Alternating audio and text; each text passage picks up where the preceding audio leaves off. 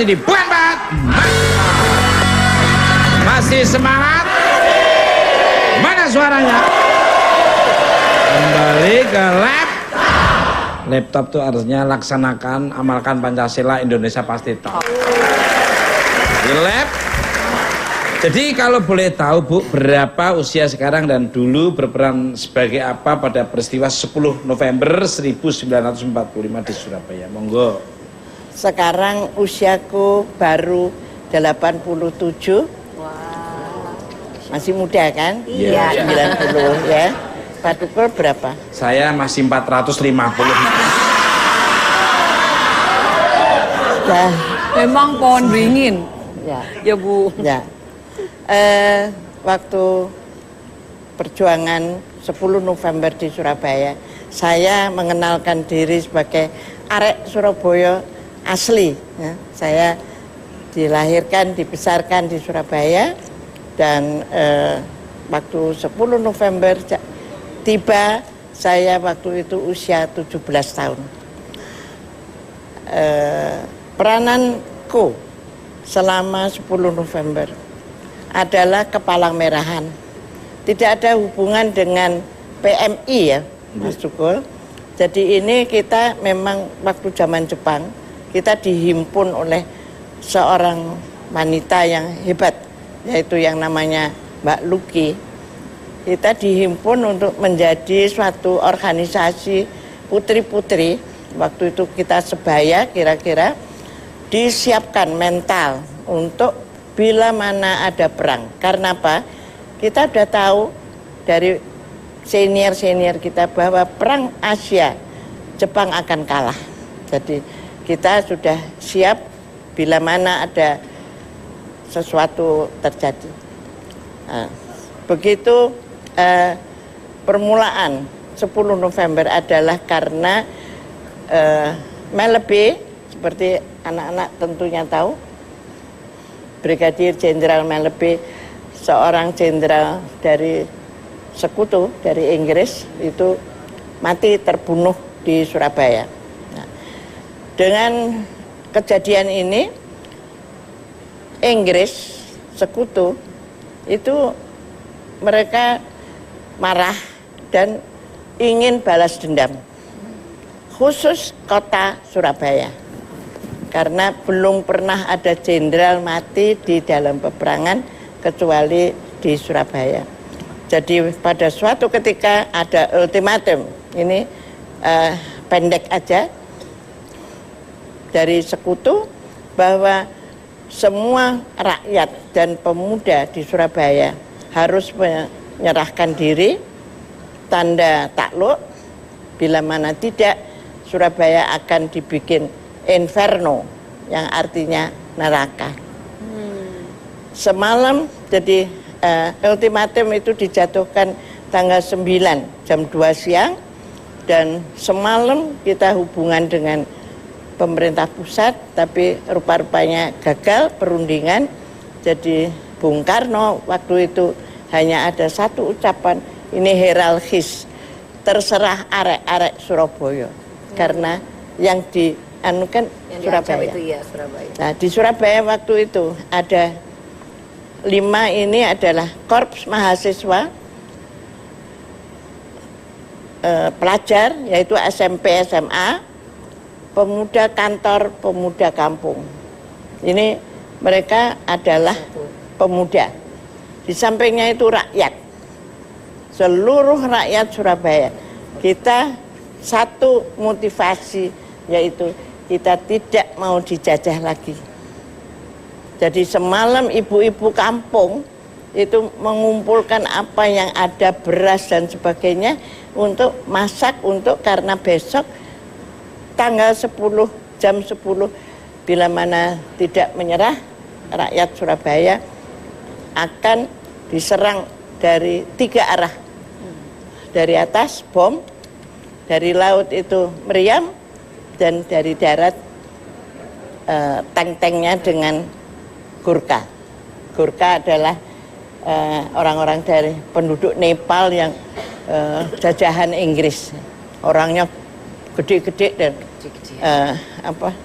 Kalau orang Jawa bilang medeni deh, ya. Medeni. Nah, jadi waktu semalam rakyat mengatur kota, membuat barikade-barikade. Ya. Besok pagi jam 10, betul, itu pesawat terbang sudah mundar-mandir, dari laut juga sudah siap, dan persis jam 10 itu bareng, ya. Jadi dari atas, dari laut, Darat. dan darat mereka mendarat. Dapat penyerangan. Ya. Nah, Tidak mau Jajah lagi. tidak mau Jajah. ngomong dijajah aja kelamaan kamu. Semangatnya tuh kamu ketinggalan sama arek-arek Surabaya. Kan? ya. Tidak Dan- mau apalagi hati kita kalau dijajah. Elah. Nah, Monggo. sekarang soal peranan Nggih. saya. Nggih. Tadi saya cerita kita sudah dihimpun Nggih. dan dipersiapkan mental, dan kita sudah dilatih oleh dokter-dokter di Rumah Sakit Umum Pusat soal kepalang merahan. Karena apa? Hari itu juga, jam itu juga yang namanya korban tidak bisa dihitung. Banyak ya Bu. Dan ini selama 3 minggu. Ini bisa dibaca di Museum Doang, ada bukunya Pak Nugroho, ada bukunya Pak Ruslan Abdul Ghani, bukunya Desa Alwi. Ini semua memang kenyataannya begitu. Nah, tugas kita adalah ngopeni korban, karena tidak ada yang megang korban, semua bawa senapan, semua perang, ya. Yang tadi 5 pemuda dan rakyat. Jadi kalau temennya ini misalkan Pak Tukul ini ya, kena temennya. lengan aja, tapi bisa mati karena apa? Kehabisan darah. Karena teman sebelahnya dia nggak ngerti Iya, harus diapakan. karena dia harus berjuang ya, dan Bu. dia Iya. dan dia tetap dia nembak kan.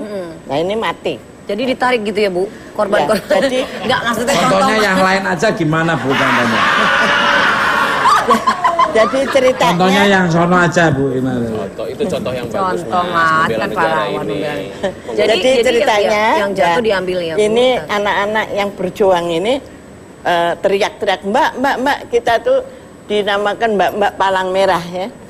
Mbak, ono korban, ono loro, ono papat. Nah, ya. Jadi kita seadanya gadis-gadis ini tadi Kepalang Merahan, ya sapa aja. Ya.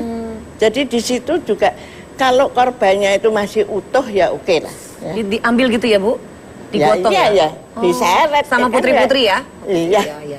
Nah, yang sudah mereteli.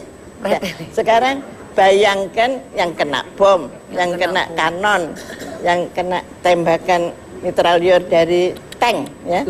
Itu sudah nggak utuh rupa. gitu. Ya. Jadi kita sering bawa korban itu yang nggak karu-karuan.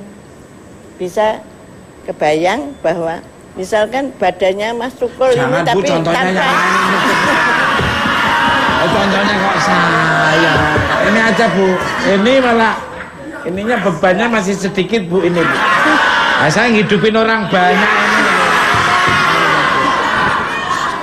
jadi Orang ibu maunya misalkan Mas Tukul. Mas Tukul ya, badannya tapi tanpa kepala.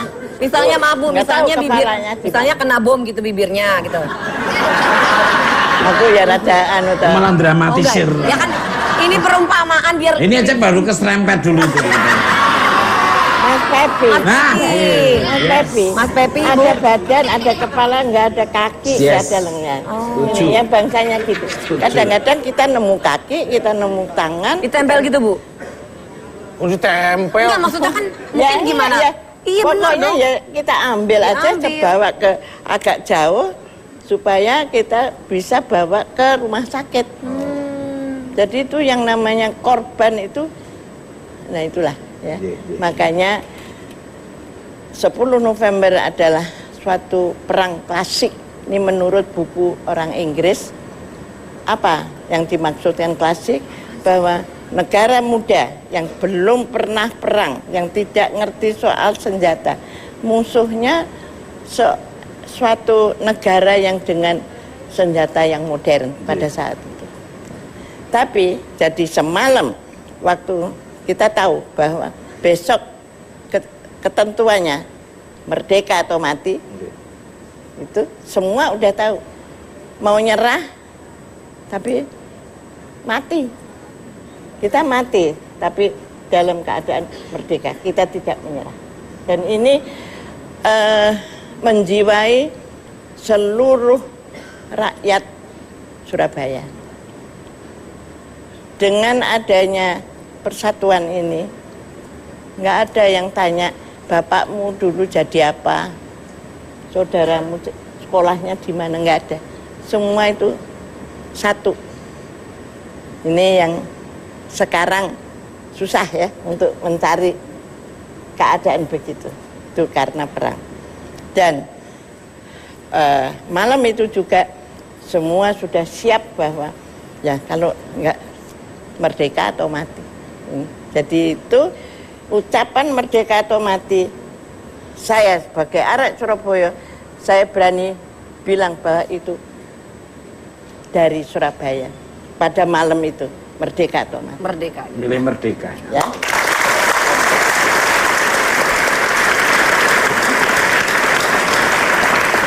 Iya, daripada hidup dijajah kan. Capek kan. Hati Malah juga. capek Tuh. hati. Kalau dijajah hati. Aduh. Jadi hati nyaman itu semua jadi nyaman. Semua ada tapi hati kayaknya terganggu kan. Cah elah. Kembali ke pemirsa. Bintang tamu saya selanjutnya adalah sekumpulan anak muda berbakat yang gigih mengisi kemerdekaan dengan hal-hal positif. Langsung aja kita sambut penampilan dari GAC.